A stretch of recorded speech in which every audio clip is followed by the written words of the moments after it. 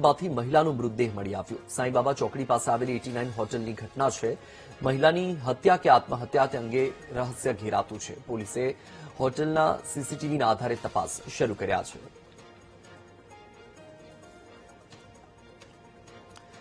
વધુ માહિતી આપી રહ્યા છે સંવાદદાતા ભરત। ભરત, આ 89 હોટલમાં જે મહિલાનો મૃતદેહ મળી આવ્યો છે, મુદ્દો શું છે? આ મુદ્દે તપાસ શું ચાલી રહી છે? કાર્યવાહી શું? મહિલાની ઓળખ થઈ કે કેમ?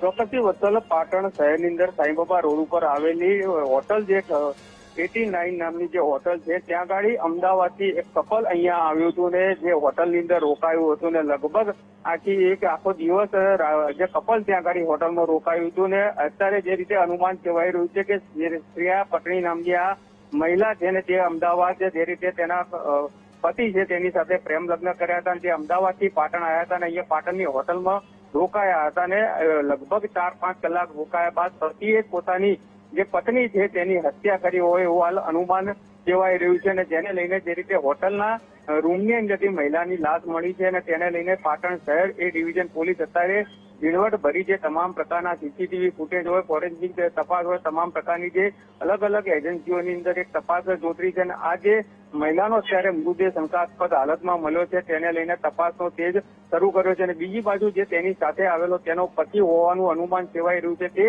તેને શોધવા માટે પણ અલગ અલગ 5 જેટલી ટીમો બનાવવામાં આવી છે અને તેને શોધવાની તપાસ હાથ ધરી છે। પરંતુ હાલ જે રીતે મહિલાનો મૃતદેહ મળ્યો છે, શ્રેયા પટની નામની આ મહિલા હોય તેવું અનુમાન કહેવાય રહ્યું છે અને શ્રેયા પટનીના મૃતદેહ મળતા તેને અત્યારે ધારપુર સિવિલ હોસ્પિટલમાં પીએમ અર્થે મોકલવામાં આવ્યો છે અને પાટણ એ ડિવિઝન પોલીસ અત્યારે આ સમગ્ર જે રીતે હત્યા છે કે આત્મહત્યા તે દિશાની કડીઓ મેળવી રહી છે અને ટૂંક જ સમયમાં આની અંદર કંઈક મોટો ખુલાસો થાય તો પણ નવાઈ નહીં। બિલકુલ ભરત, માહિતી બદલ આભાર।